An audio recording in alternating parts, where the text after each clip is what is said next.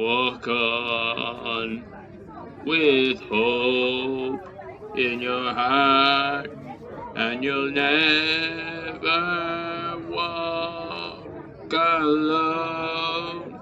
You'll never walk alone. As I was thinking, I wouldn't count on it, Luke. No matter how much hope you have in your heart, you will walk alone, probably quite frequently. I love that. Number one on my sporting bucket list is to sit in the cop and sing it. I don't know if you can consider it a sporting bucket list if the top of the tree involves you sitting on your arse. It's amazing he hasn't ticked that one off. He could get to Liverpool for less than the price of a train to Dublin.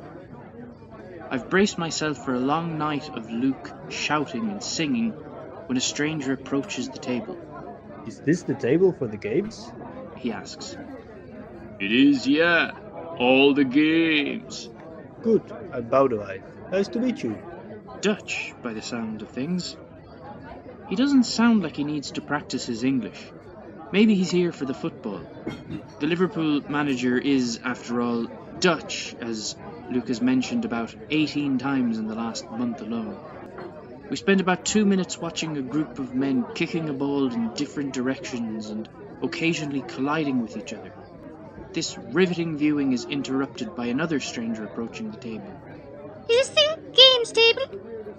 What on earth is going on? We rarely get newcomers, and we've had 2 in the last 5 minutes. Has something happened in the football? Why is everybody asking about the games tonight? The latest stranger's name is Corrine, and she takes a seat alongside Baudouin. We sit in silence until Baudouin comments, I didn't see you guys last week. Luke replies in a tone that makes it feel like he's returning a tennis serve with, I didn't see you last week. We return for a brief period of silence before Corrine asks, Will we start? Start what exactly?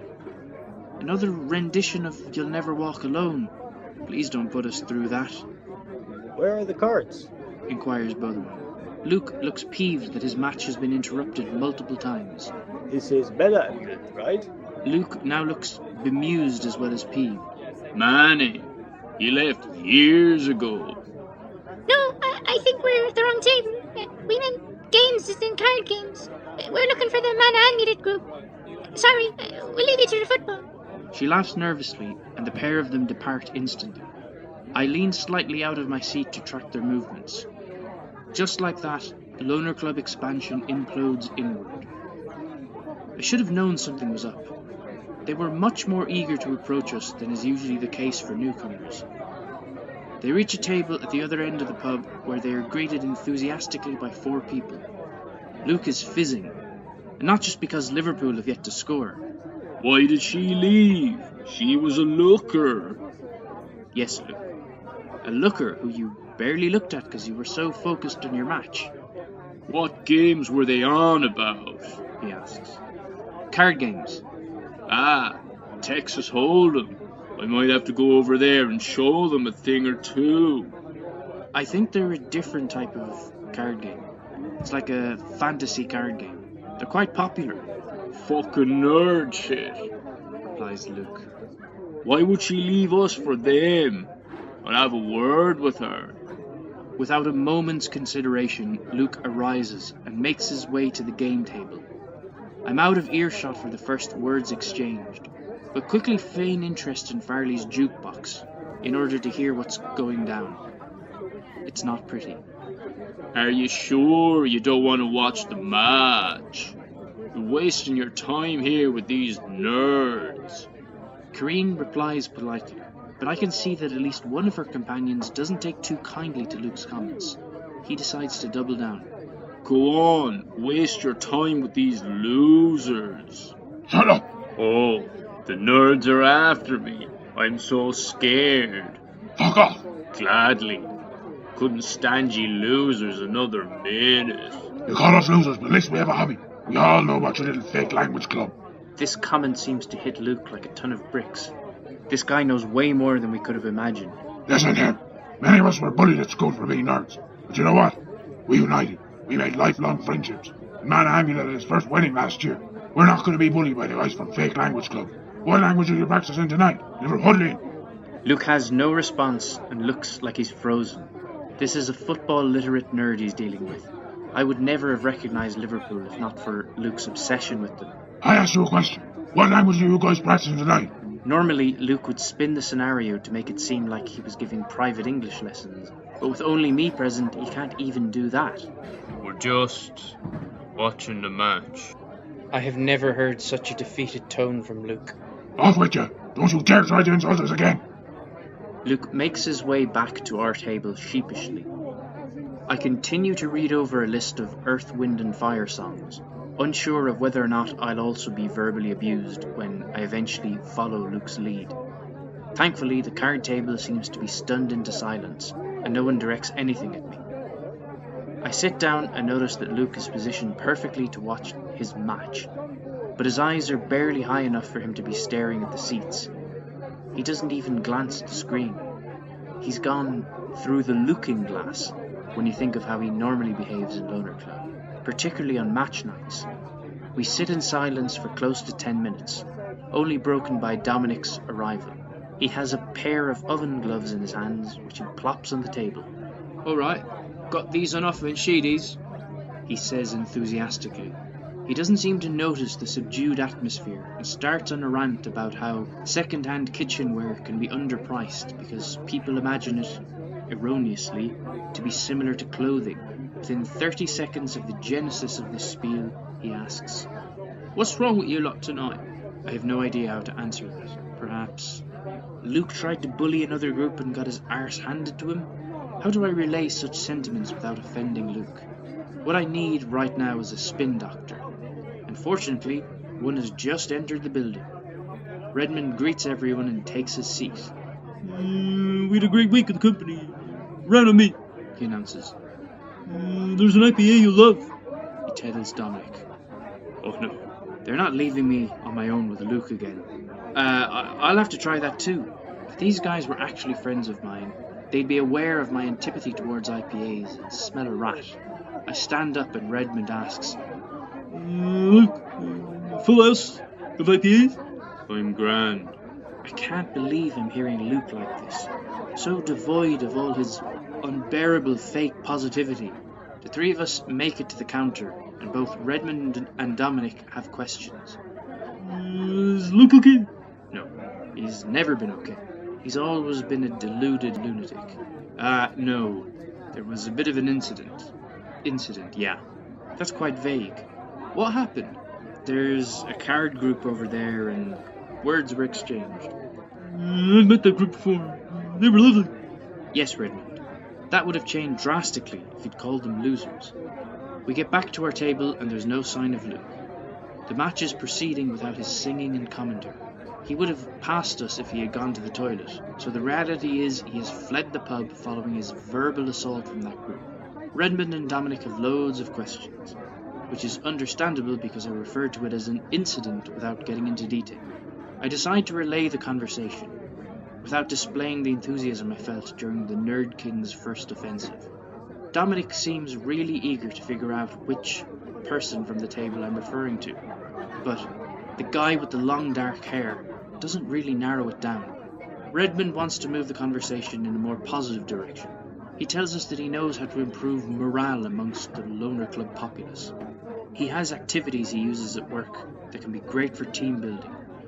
Have you ever done a psychometric analysis, Dom? He asks. Yeah. Redmond can clearly tell he's lying because he goes on to explain what they are nonetheless. They're like personality tests, aren't they, Finn? Why is he dragging me into this? I've never taken a personality test. If I did, I'd probably test negative. People might ask, psychometric tests really appropriate for a group of friends? The answer would probably be no. That wouldn't matter in Loner Club. People are strange when you're a stranger. Faces look ugly when you're alone. Women seem wicked when you're unwanted. Streets are uneven when you're down. When you're strange, faces come out of the rain. when you're strange. No one remembers your name. When you're strange, when you're strange, when you're strange. Alright, yeah.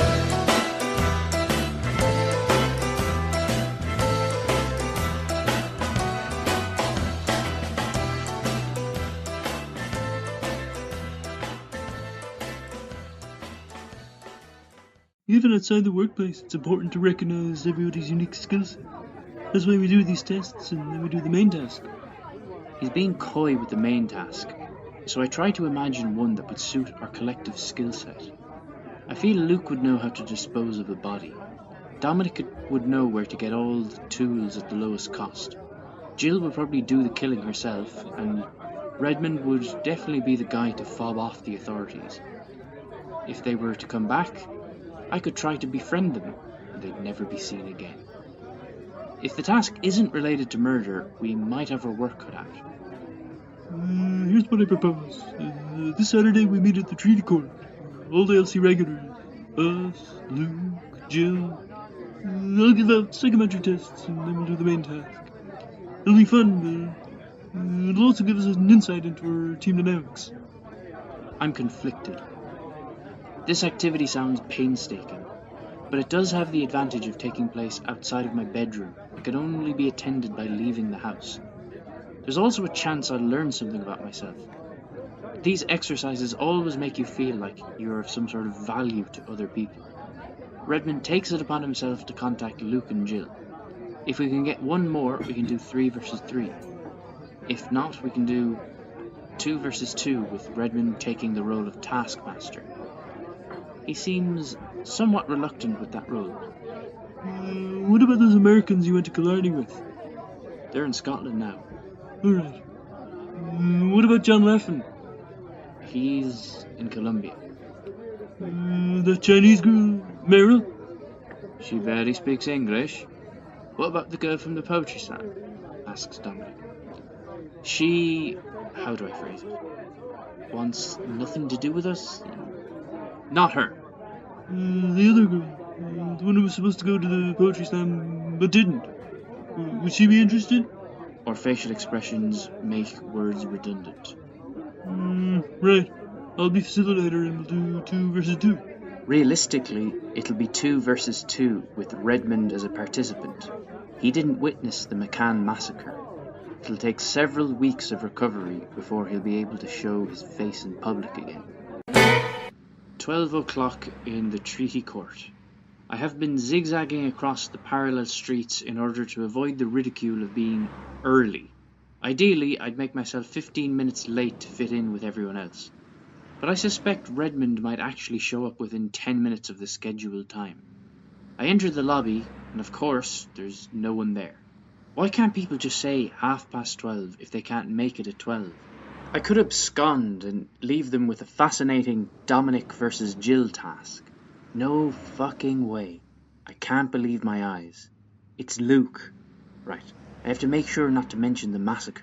I'll ask him about football. Huckleberry Finn. He yelps. I could understand him feigning confidence in front of those who didn't witness the unmentionable, but he's putting on this facade knowing full well I was there and saw it all. He's even smirking to himself. I'm looking forward to this. I won the last time we did team building at work. His use of the pronoun I suggests that the exercises went completely over his head. Redmond said he invited the whole gang. Yeah, all 4 of us. I think I finally know who Luke is. He's Kenny from South Park. He dies in front of people on a weekly basis and still shows up the following week as if nothing's happened. There's no soul searching, no reading self-help books, no considering counselling, no keeping a secret journal at the bottom of his sock drawer, no weeping in the shower. He's the embodiment of taking life one day at a time. I'd be plagued with self-loathing thoughts if I'd been publicly admonished. I don't know how much there is for me to learn here. Should I learn to be more resilient? Nobody cares about anything as much as I care about everything. We've arrived at the reception desk, and Luke has no idea how deep in thought I am. What's Redmond's first name? Redmond. Redmond. It's like Neville. I have no idea what he's on about. Surely to God there's never been a person named Neville. Redmond's his first name. I clarify this as if it hadn't been a point of conversation on at least 5 previous occasions. His surname's Greeny. We're here for a team-building exercise. The reservation's in the name of Redmond Greeny. The receptionist looks at us uncertainly. We don't have any reservations under that name. I could feel Luke getting ready to argue, but then we hear, Lads, from across the room. I'll show you. He leads us to a room about 30 seconds down a corridor and holds the door open for us. I feel uneasy. Do they know about this in reception? No, I will use these rooms with clients. They never say anything to us. Is this the modern world of consultancy? You're so invested in corporate team building that you don't care that you're technically trespassing. What if someone has actually booked the function room? Do they just team build with a stringed quartet for musical accompaniment? Before too long we have a full lineup. Redmond has a top hat, several files, folders and a big backpack. Okay, here's the action plan. I'm going to give you each a test, and then I'll give you what your ideal team role is. I'll put your 4 names in a hat, and we'll subdivide it into 2 teams. Redmond passes out the tests, and I immediately get to work. On a scale of strongly agree to strongly disagree, I generate a lot of ideas during brainstorming sessions. Strongly disagree. I do my utmost to maintain high morale. Strongly disagree. I have a tendency to criticize people. I finally escaped the strongly disagree corner. I tend to see the opportunity in difficult situations. I don't know. Back to that strongly disagree corner. I'm debating deviating from strongly disagree to somewhat disagree, for I tend to settle for less. I have settled for less by the very nature of being in Loner Club. Am I always like that though? I'm staring at a tree outside when I hear the clink of Luke's pen on the table. He's the first one to finish. He sits there contentedly as Redmond collects his test. Before too long, Jill has finished too. I'm at risk of being the last one to finish, so I opt for the more extreme of the options and hand up my test. Redmond encourages us to Take 5. as he collates the results. Do you want a coffee? Jill asks. Right, I've learned from the Montserrat debacle. That'd be great, thanks.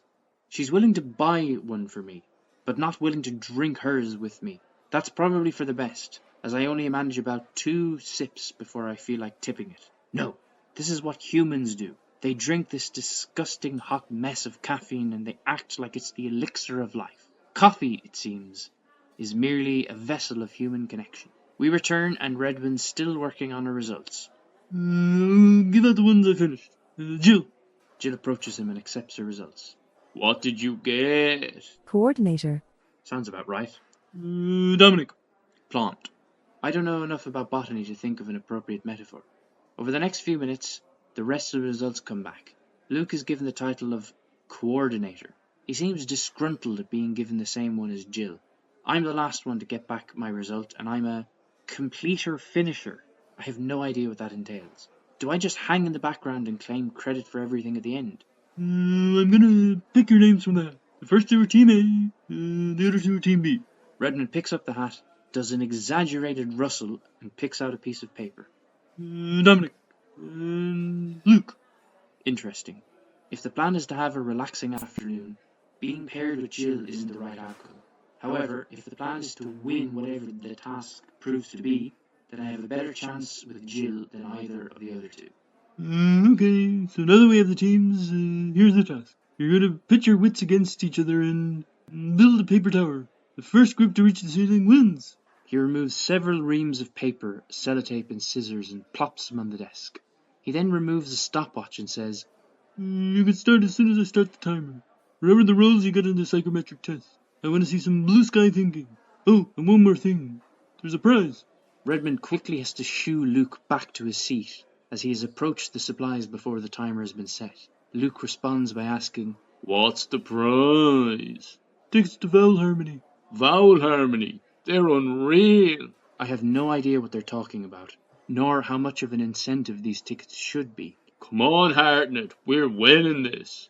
He awaits the timer like an athlete awaiting a gun sound. Surely it's not fair that they have someone from the construction industry and we don't. The comment seems to galvanize Luke. There are lots of key skills you need from a litany of careers and industries, replies Redmond. It shuts Jill up. On your marks, get ready, get set, go! Jill jolts to the desk and quickly acquires several reams of paper, 2 scissors, and a roll of sellotape. She calls me over and I assist with the carrying of one of the reams. Here's the plan. We'll make 20 cylinders each. The structure only works with a wide base. If you try to make one long rod, it'll just collapse. I do as instructed. After a while, I notice Luke peering over at us. We're miles ahead of ye, he snarls. Well, you're an expert in construction. We can hardly compete with you. What the hell is she doing? She never says anything nice about him. Why is she suddenly pretending to buy his claims about expertise in construction? She clearly notices my confusion as she whispers, Incompetence and confidence. A deadly combination. Takes me a second to understand what she means. It seems she's massaging Luke's ego in order to give him the confidence to drive his team off a cliff. I'm not sure it's working. The lads look like they are indeed miles ahead of us. We've reached our 3rd level of cylinders, and I have a look at the lads' progress. Exactly as Jill predicted. They couldn't sustain the height they'd reached, and they had to fold their cylinders, ultimately taking our approach, having previously ridiculed it. Luke approaches our tower with his scissors in his hands. If my teammate were anyone in the world other than Jill, I'm sure he tried to sabotage our effort. However, Jill is armed with the scissors. He returns to his group and instead blames their impending loss on Dominic's lack of ability. Jill stands on a chair and I hand her the final cylinder. Redmond declares us the winners. The other team managed to make it about halfway to the ceiling. So, what did you learn about team dynamics? He asks us. Realistically, I learned that the best thing to do is to shut up and let Jill do everything. Oh, and subtly sledging the other team helps too. Jill's corporal expressions show that she expects me to answer. Okay, I'll just give the most generic nothing statement ever. We learned that it's important to delineate roles. Delineate? I've caught the jargon virus. Redmond doesn't seem to mind. Delineating, that's what it's all about. Is he rewriting the hokey pokey in executive jargon? You synergize here and you delineate there. Blue sky thinking and then you circle back. You start to believe all of the shit that you spout. And that's what it's all about. Enjoy vowel harmony, says Redmond. As we go our separate ways, Jill turns to me and says, Finn, with a serious look on her face, is there anyone you'd like to go to the concert with? Oh no. Don't flaunt a cast-off ticket in front of Luke. I don't know how to answer her question. The correct answer is anyone other than Luke, but I have a feeling that's exactly how it's going to go. No, I say in a puzzled tone. It's just, Dimitri really likes vowel harmony. This is what the coffee was about. I feel really bad about asking this, but do you mind? We'll buy you out, face value. This is exactly what Loner Club is. We're a group of people who, for whatever reason, need each other's company in an effort to fill a void in our lives.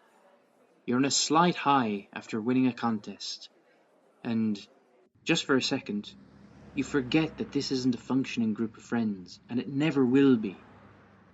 You open yourself to whimsical images of this group somehow making your life complete. Images that you know aren't realistic. But you just want a single run through the fantasy of being a normal human being. Reality is always there, lurking around the corner. Should you be audacious enough to imagine yourself at a rock concert, admittedly without one iota of enjoyment, but there with a sort of friend or whatever Jill is, then you've been in the dream world too long. It's time to wake up. I don't know how much these tickets are worth. Hopefully enough to cover a Domino's on my way home.